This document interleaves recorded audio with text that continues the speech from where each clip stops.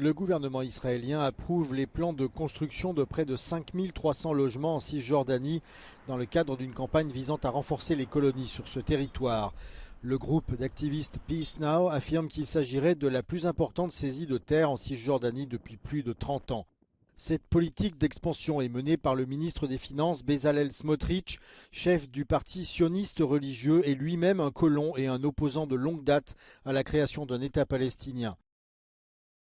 Historiquement, Israël s'est emparé de la Cisjordanie lors de la guerre des 6 jours en 1967, ainsi que de Gaza et Jérusalem-Est. L'autorité palestinienne souhaiterait disposer de ces 3 territoires pour établir un futur État. Aujourd'hui, plus de 500 000 colons juifs vivent en Cisjordanie, où ils ont la citoyenneté israélienne. Pendant ce temps, les 3 millions de Palestiniens qui y vivent sont soumis à un régime strict de l'armée israélienne.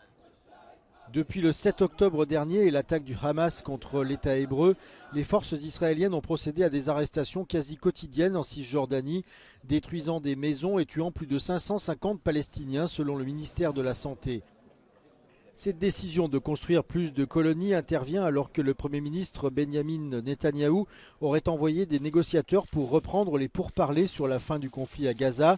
Le Hamas a également déclaré qu'il avait remis au médiateur sa dernière réponse à une proposition de cessez-le-feu progressif soutenue par les États-Unis.